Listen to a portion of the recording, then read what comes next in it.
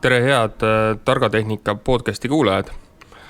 Meie varasemaid saated leiate meie kodulehelt vihuriagri.com, leiate meie YouTube'i kanalilt ja SoundCloudist. Minu nimi on Anti Kelner, olen Vihuriagris järelturu juht ja me tänases saates räägime natukene rohkem erinevatest varuosadest, räägime nende tarnetest, räägime originaal- ja alternatiivvaruosadest. Ja selleks, et kogu see üritus ei jääks jukseks ühemehe showks, olen täna saatesse kaasa kutsunud Jaanus Kossali. Tere Jaanus! Tere Anti! Jaanus on sellisest ettevõttest nagu Wilhelm Fricke, et kui see nimi paljudel Eesti inimestel võib-olla väga palju ei ütle, siis kindlasti teavad Eesti põllumehed siukest kaubamärki nagu Granit. Aga äkki alustame sealt, et Jaanus räägid, et mis ettevõte see Wilhelm Fricke siis üldse on ja millega ta tegeleb? Wilhelm Frickega on tegemist Saksa ettevõttega. Alguse sai ta aastal 1923. Alguses ettevõte Wilhelm Fricke tegeles põllumajandusmasinate müügiga. Ja Saksamaal oli selline tore traktori tootja ja bränd nagu Hanomag. Kuigi kahjuks mingitel aastatel lõpetati Hanomagi tootmine ja praegusel ajal vist keegi seda brändi enam ei tunne. Ja et kindlustada siis seda varuosa tuge, siis Wilhelm Fricke otsustas selle kogu olemasoleva Hanomagi varuosa lao ära osta. Ja sealt tegelikult saigi see aluse varuosa ärile. Aga Wilhelm Fricke gruppi kuuluvad ka teised ettevõtted. Üks nendest on siis Granit Parts, nagu Anti mainis. Siis on veel samamoodi on jäänud ka masinate müük. Tegeleme ka aianduse ja metsanduse väike tarvikute müügiga, rekamasinate müük ja varuosad ja hüdraulika. Okei, need valdkond on päris suur, aga räägime ka natuke, et seda nagu mõista, et see nimesid oli palju, et kui suur see ettevõtte siuke aastakäive oli näiteks eelmisel aastal, on see juba teada näiteks? Jah, eelmise aasta tulemused on teada, eelmine aasta oli väga hea aasta kontsernile, kogu kontserni käive oli üle 1 miljardi euro. Päris kopsakas summa. Jah. Okei, aga täna me ei räägi kogu sellest kontsernist, et pigem nagu keskenduma selle ühele harule, milleks on siis Granit Parts ja mis on siin Eestis suhteliselt ka levinud ja samamoodi Vihuriagri on üks Granit Partsi edasimüüja ja üha rohkem ja rohkem me leiame ühiskeelt selle ettevõttega. Aga räägime siis sellest Granit Partsist ja selle suurusest, et palju on seal, nagu, kui suur on see tootevalik seal ja kus see üldse asub, et nende see põhiline varuosaladu? Põhivaruosa ladu on Euroopas Saksamaal, see asub linnas Heslingen, see on Hamburgi ja Bremeni keskel. Kogu lao pinna suuruseks on täna 75 000 ruutu, aga kuna me kasvame ja tahame pakkuda edasi müüjatele paremat tuge ja teenust, siis praegust käib lao suurendamine ja plaanitakse laiendada ladu kuni 90 000 ruutu. Hetkel olevas laos me hoiame kuskil 250 000 artikelt. Need on need tooted, mis on meie põhisordimendis ja need peavad olema saadavad edasi müüjale koheselt. 250 000 erinevat toodet. 250 000 erinevat toodet. Okei, aga palju see on nagu päevas seda, et lihtsalt seda mastaapi mõista, et palju see päevas neid tooteid nagu umbkaudu seal välja läheb? Niimoodi on väga raske kokku võtta, saan öelda nii palju, et kuna me oleme esindatud iga Euroopa riigis ja meil on edasimüüjad üle terve Euroopa, siis keskeltläbi päevas tuleb meile Saksamaa lattu 30 000 tellimust. 30 000 tellimust on, mis saadetakse laost välja? Täpselt, 30 000 tellimust peavad õhtuks laotöötajad ära pakendama ja teele saatma. Aga mis see siis seal tähendab, et tähendab see siis 7 päeva nädalas ja päris 24 tundi on see ladu seal töös või kuidas see on?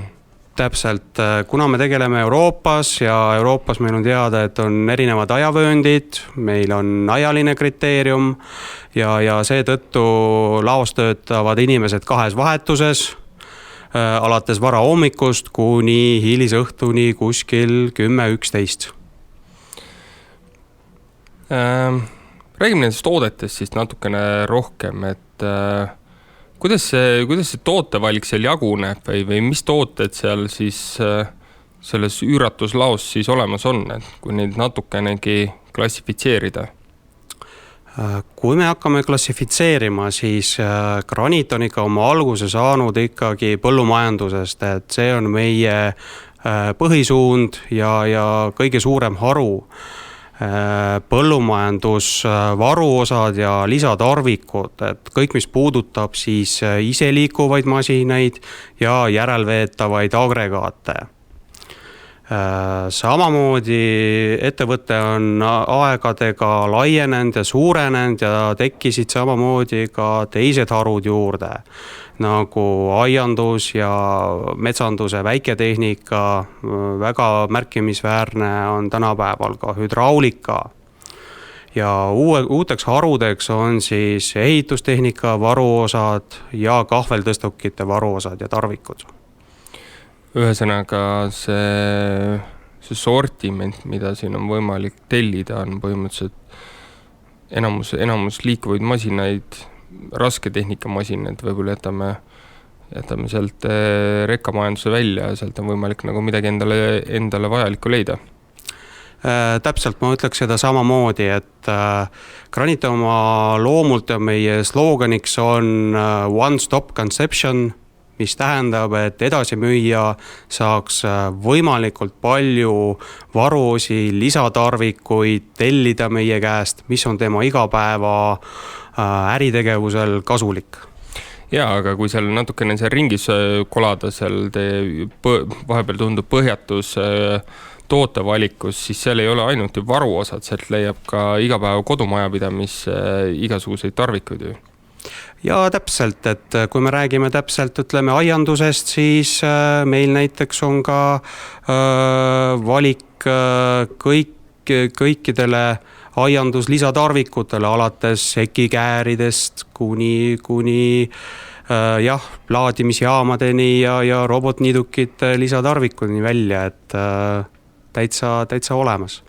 Kui tootevalik on nagu hästi suur, et mis on need nimetamas mõned neid nii-öelda maailma tuntud kaubamärke, mida te seal esindate ja mille tooteid te edasi müüte? See nimekiri on tegelikult väga-väga pikk. Aga nimeta mõned. No näiteks kõige tuntumad, ma arvan, mis rasketehnikas ütlevad ka inimestele midagi, on Bosch, hüdraulika valdkonnas Danfoss, samamoodi Deutsche mootorid on väga levinud nii põllumajandusmasinatel, ehitusmasinatel, Deutsche mootorite varuosad, Carraro esisillad, mis on samamoodi kasutusel nii ehitustehnikal kui põllumajandustraktoritel, käigukastide varuosad tootjalt ZF ja veel üks näide, Walterscheid Cardani varuosad ja Cardanid ise ka. Aga kui me tuleme sealt kaugelt Saksamaalt siia meie kodumaa peale, siis mis on need tooteliigid või need tooted, mida nagu Eesti inimene sealt tee kaudu kõige rohkem nagu pigem ikka üritab leida?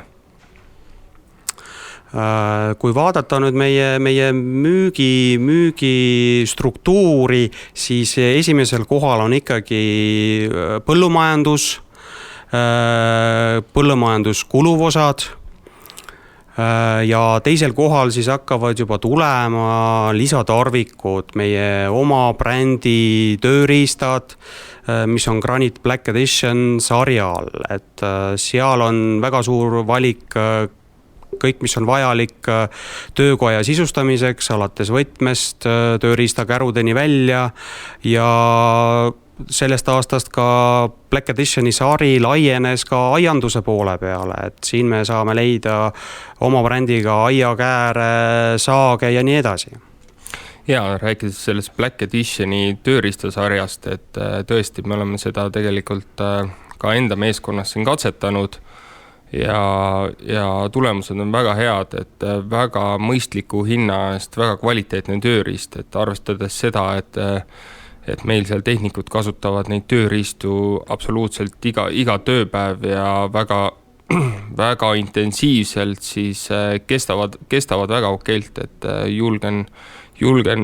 oleme ise katsetanud ja julgen kindlasti soovitada. Aga siinkohal äkki teeksin väikse pausi ja siis vaataksime pärast seda väikest pausi edasi, et mida veel on võimalik Graniti kaudu saada ja mis need tooted ennast kujutavad. Tere hea kuulaja, et jätkame sealt, kus ennem lõpetasime, ehk siis räägime nüüd, et me rääkisime toodetest, aga räägime, mismoodi neid üldse siis leida ja kus on võimalik kogu seda tootevalikut suuresti näha, et Jaanus, äkki räägid mõne sõnaga teie e-platvormist?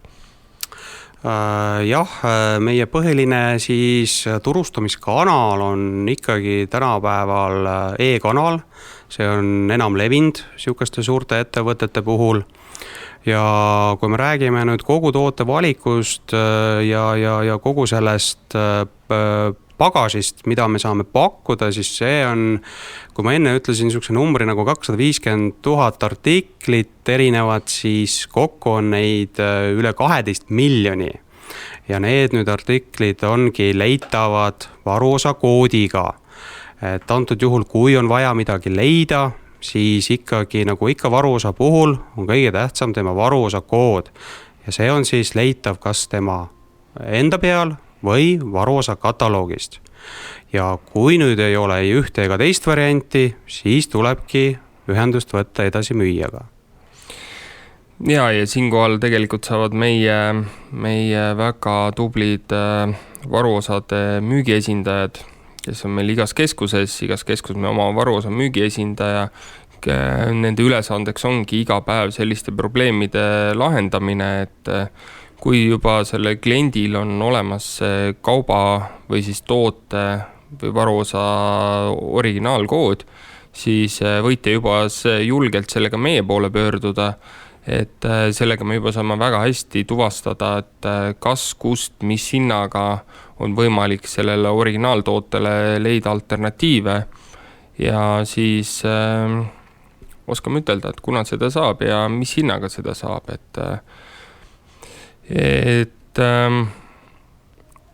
aga ikkagi veel sellest e-poe juurde tagasi tulles, et mida see inimene, kes seal teie e-poodi granitparts.eu sisse logib, et mis infot ta sealt näeb? Ta näeb põhilist infot selle sama toote kohta, et kui ta on leidnud seda, mis ta tahab, ta saab alati üle kontrollida kõik parameetrid tema, mõõdud, pikkused ja nii edasi.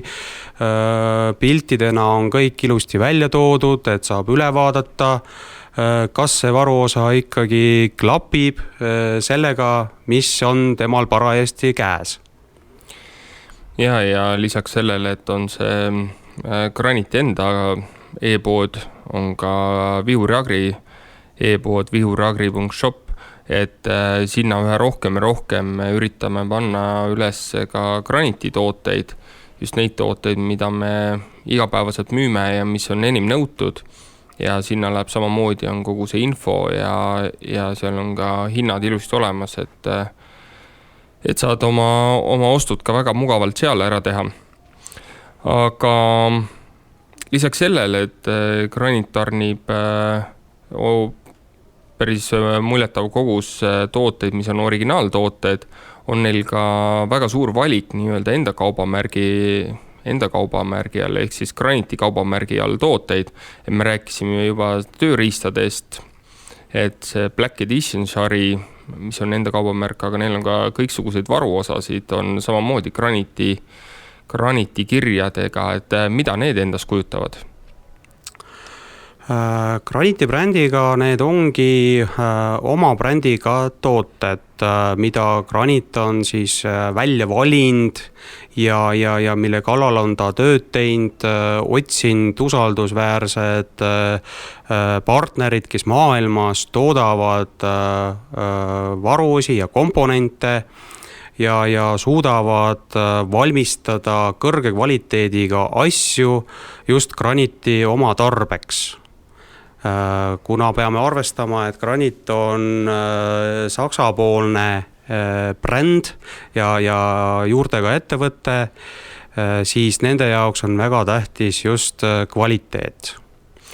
Ja mis see salata, tihtipeale ka need oma kaubamärgi või oma nime all olevad tooted on ka mõnevõrra soodsamad kui nii mõnigi teine alternatiiv ju.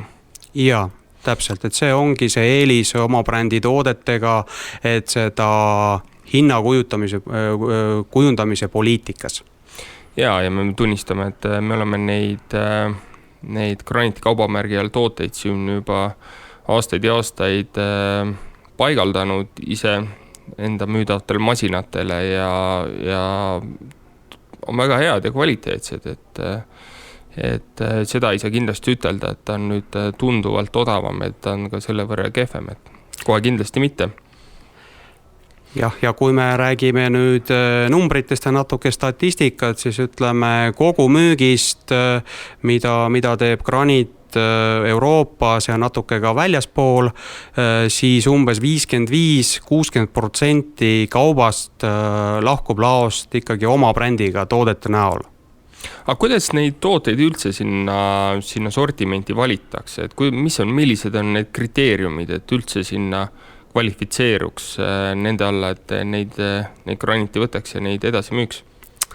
See on kindlasti väga suur peavalu antud osakonna tootejuhile, sest tema koostab selle sordimendi ja valib tooteid, mida tasub võtta Graniti programmi ja mida mitte. Kindlasti seal mängivad ka rollid selle varuosa või artikli või toote nõudlus turul. Kui see nõudlus on piisavalt suur ja atraktiivne, siis hakatakse otsima väljundit ja tootjat, kes suudaks sellise asja valmis teha meie brändiga.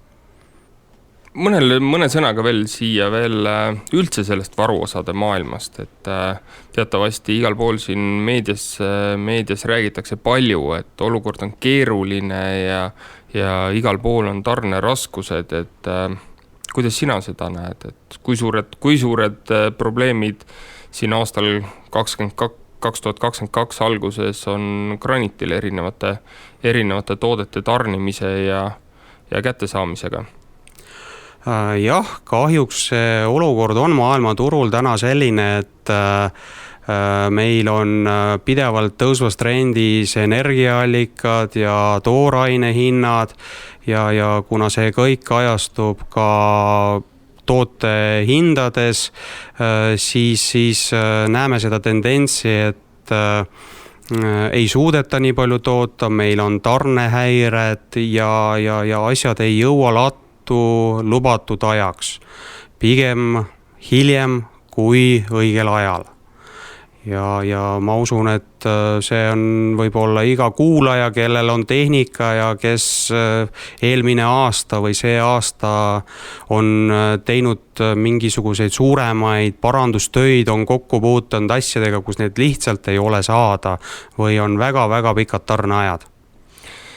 Ja see on ja hetkel see ei paista, et see olukord väga kiiresti muutuks ka paremuse poole. Aga ma arvan, et nii Jaanus, sina kui ka mina teeme endast kõik, et meil oleks koha peal võimalikult palju asju olemas, mida Eesti põllumehel vaja võiks minna. Täpselt, et kuna me tegeleme ikkagi põllumajandus varuosadega ja Vihuri Agri tegeleb põllumajandustehnikaga ja tegemist on kalli tehnikaga, mis ei tohi seista, siis kindlasti pingutame 100% ja kasutame kõiki võimalusi, mis meil on, et olla kiire tarnetes ja et masinad ruttu põldu tagasi saata. Ja kui selle salvestuse tegemise hetkel veel väljas on siuksed päris korralikud lumehanged, siis fakt on see, et lõputult need sinna ei jää ja varsti on kevad käes ja ega see aprillgi väga kaugel ei ole, et mis on, Jaanus, sinu soovitus, et millal peaks alustama oma põllutehnika ülevaatusega, et need õigeks ajaks valmis oleksid? No tegelikult, kui arvestada praegust olukord maailmas, siis kõige õigem aeg selleks on eelmise hooaja lõpetamine. Ühesõnaga, õige aeg on juba maha magatud, jah? Õige aeg on juba jah, magatud. Aga jah, et praegust on meil veebruarikuu ja oleme juba keskpaigas, et need, kes seda ei ole veel teinud, siis on täitsa viimane võimalus üle vaadata tehnika ja asjad ära tellida. Ja siinkohal kutsun üles kõiki masinaomanikke, et kellel on sellised kaubamärgid, mida Vihuri Agri esindab, siis võtke ühendust meie piirkondlike hooldemeistritega ja kutsuge meie tehnik enda juurde, et vaatame teie masinapargi üle ja siis jõuame nad enne põlduminekut ilusti korda ka seadida, et ei tuleks seisakuid, et põllumees teab väga hästi, et kui palju tähendab tema jaoks 1-2 või kauemgi päevi, kui see masin, uhke ilus masin tal seisab ja tööd teha ei saa. Aga mis meil jäi veel ütlemata, või rääkimata, oli see tarne, et kui see klient leiab selle toote, et kui kaua läheb aega, et see sealt Saksamaalt Eestisse jõuaks? Tarned on meil korraldatud Eesti ikka üsna kiirelt, et jällegi nagu mainitud, et tahame olla kiired, siis ütleme, kui tegemist on masinaseisakuga, siis on prioriteet number 1 saada varuosa võimalikult kiiresti ja siis on meil loomulikult võimalus tarnida varuosad lennutranspordiga, et kui on varuosa Saksa laos olemas, siis reeglina järgmisel päeval on ta Eestis olemas. Ja alternatiivina on pakkuda ka maatransporti, et see on keskeltläbi kuskil 3-4 tööpäeva võtab aega. Teisipidi pigem võiks ütelda lennutransport on alternatiiv, et kui viisakalt ennast majandada, siis võiks ikka olla leida selle, et mul on midagi vaja ikkagi ennetavalt, et ei pea lennutransporti kasutama, aga võimalused on kõik olemas. Täpselt, kuna see lennutransport on ka kallim variant, siis jah, loomulikult, et kes oskab ette planeerida ja teab, mis võib vaja minna hooajal, siis õigel ajal ära tellida ja mõistliku transpordikiirusega, see säästab ka rahakotti. Ja, aga siinkohal tuletan veel kord meelde, et kutsuge siis meid endale külla, et vaatame masinad üle ja tellime siis teile vajaminevad varuosad õigeaegselt ära, et kevad ei tuleks sama ootamatult, nagu meil iga aasta tuleb talv ja lumi. Ja mis siis lõpetuseks, Jaanus, sinul veel Eesti põllumustele öelda? Ega täpselt samad sõnad, et ma olen samamoodi juba varuosadega peaaegu 20 aastat tegelenud ja ikkagi soovitan ikka põllumeestele teha oma ettevalmistused, mida varem, seda parem. Ma arvan, et mida rohkem me seda korrutame, et seda rohkem äkki hakatakse selle peale mõtlema ka. Aga igatahes suured tänud kuulamast ja peatsete kohtumisteni!